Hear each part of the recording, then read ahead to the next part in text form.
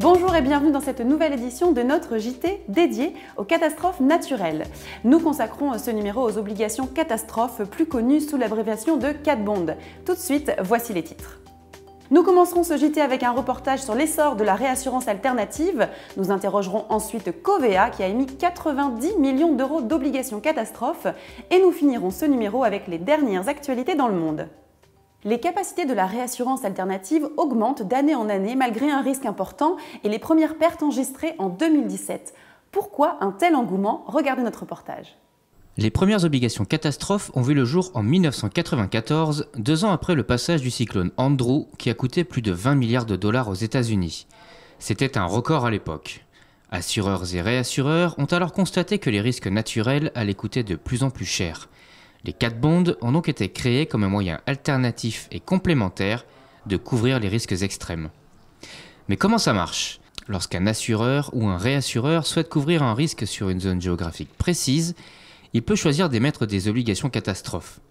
Elles sont souscrites par des investisseurs sur les marchés financiers qui perçoivent en échange des coupons. L'intérêt pour l'émetteur est de supprimer le risque de défaut et d'augmenter la capacité disponible. Le principe de fonctionnement est proche de celui d'une obligation classique.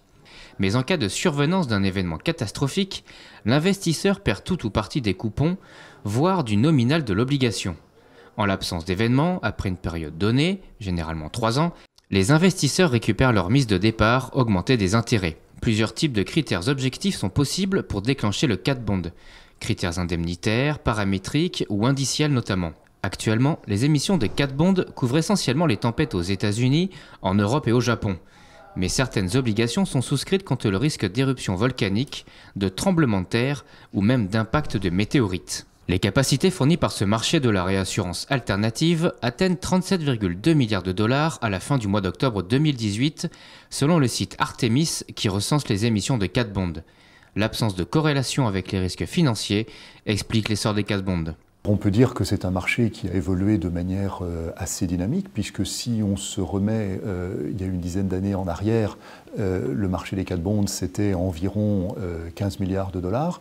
À fin 2017, on a franchi la barre des 30, donc on a doublé au cours de cette période. Pourquoi une telle évolution? Eh bien, à la fois parce qu'on a une offre et une demande qui sont toutes deux dynamiques. Une offre parce que les acteurs du métier de l'assurance sont désireux de panacher les protections qu'ils achètent. Donc, en achetant des protections auprès des réassureurs traditionnels, mais aussi auprès des solutions alternatives. Et de manière symétrique, on a une demande qui est forte dans un contexte de taux d'intérêt durablement bas. Et les cat bonds permettent aussi pour les gestionnaires obligataires de diversifier les risques auxquels ils sont exposés. Traditionnellement, ils le sont au risque de taux d'intérêt, au risque de crédit. On ajoute à cela, grâce aux cat bonds, un risque essentiellement lié aux catastrophes naturelles.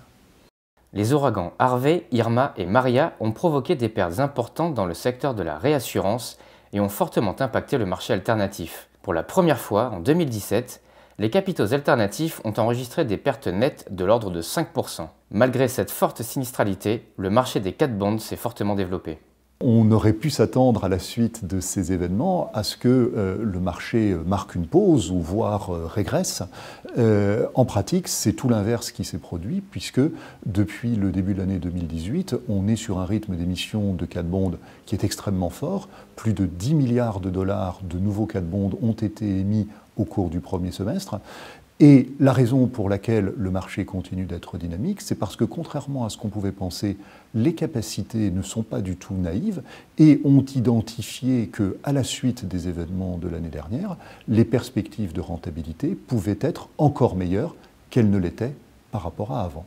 Les relations entre le marché alternatif et la réassurance se sont intensifiées ces dernières années. Les cat bonds permettent de mettre en place des véhicules financiers ou d'optimiser le profil de risque. Le capital alternatif est aussi de plus en plus utilisé dans le marché de la rétrocession. C'est vrai qu'au premier regard, on pourrait penser à un impact entièrement négatif, puisque 30 milliards de capacités, ça représente effectivement une concurrence assez significative pour la réassurance traditionnelle. Ce que l'on voit en pratique, c'est que les réassureurs ont aussi su profiter de l'essor de ces capacités alternatives, en se faisant eux-mêmes des émetteurs de cat bond, donc en diversifiant leur politique de rétrocession, mais aussi en se faisant les arrangeurs de cat bond pour le compte de certains de leurs clients, et enfin en développant des activités d'asset management spécialisées dans le domaine des cat bonds. Le marché de la réassurance alternative saura-t-il tenir ses promesses ? Une chose est sûre, Katrina, Irma, les ouragans dévastateurs des dernières années ont battu tous les records en termes de sinistralité. Et d'après les climatologues, les risques naturels vont s'aggraver suite au changement climatique. En décembre 2017, l'assureur Covéa a émis 90 millions d'euros d'obligations catastrophes auprès du réassureur irlandais Hexagon Re. Cette protection était destinée à couvrir les sociétés d'assurance dommages du groupe contre le risque de tempête en France métropolitaine. Nous sommes allés interroger Covéa sur cette opération.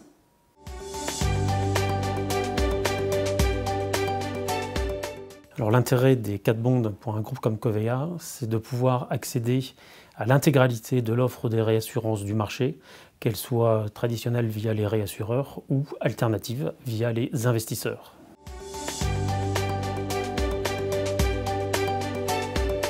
On a recherché l'emplacement idéal pour émettre le cat bond au sein de notre programme Force de la Nature. Il était suffisamment exposé pour générer un volume de primes suffisant pour les investisseurs, compte tenu des coûts de structure élevés.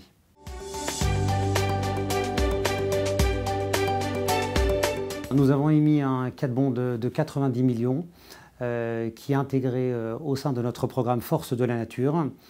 Ce cat bond de 90 millions est en mode indemnitaire. Il couvre le vent et les conséquences du vent. Et il est d'une durée de 4 ans avec un variable reset. « 90 millions, c'était un montant à la fois nécessaire et suffisant pour rendre l'offre attractive auprès des investisseurs.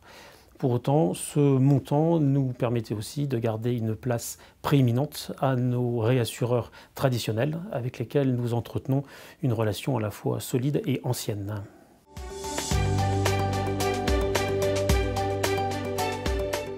Au 1er janvier 2019, les obligations catastrophes vont encore peser sur le prix de la réassurance. Les événements de 2017 n'ont pas empêché les investisseurs de revenir sur le marché de la réassurance. Ce sont deux signes assez intéressants qui nous laissent à penser que ces investissements sont faits maintenant de manière durable sur les programmes de réassurance.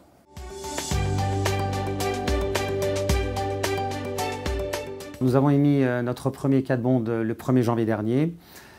Pour 2019, cela n'est pas à l'ordre du jour. Néanmoins, le cat bond fait partie de nos outils de réassurance et nous pouvons y avoir recours si besoin.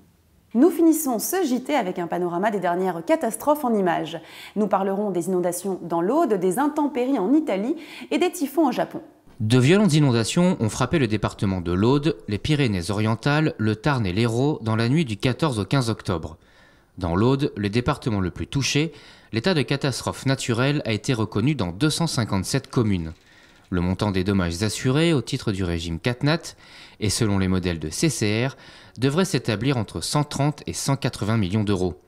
La Fédération française de l'assurance estime à 35 000 le nombre de sinistres occasionnés par ces inondations, dont 27 000 pour le seul département de l'Aude. 68% des dégâts concernent l'habitation, 18% l'automobile et 14% les biens professionnels. Le Japon a été durement touché par une série de violents typhons en septembre et octobre dernier. Le 5 septembre, le typhon Jebai a provoqué 11 morts et 600 blessés. Le 30 septembre, le typhon Trami a balayé le cœur du pays. Une vague de mauvais temps a frappé plusieurs pays européens les 28 et 29 octobre. En Italie, 11 personnes sont décédées suite aux inondations. Les pluies, les vents et parfois la neige ont provoqué des dégâts en Autriche, Slovénie, en Suisse, en France, en République tchèque et en Espagne. Des dizaines de milliers de foyers sur le continent ont été privés d'électricité pendant quelques jours. Le 4 novembre, de nouvelles inondations ont provoqué la mort de 10 personnes en Sicile. Cette édition du JT Catastrophe Naturelle est maintenant terminée. Merci de votre attention. À bientôt sur News Assurance Pro.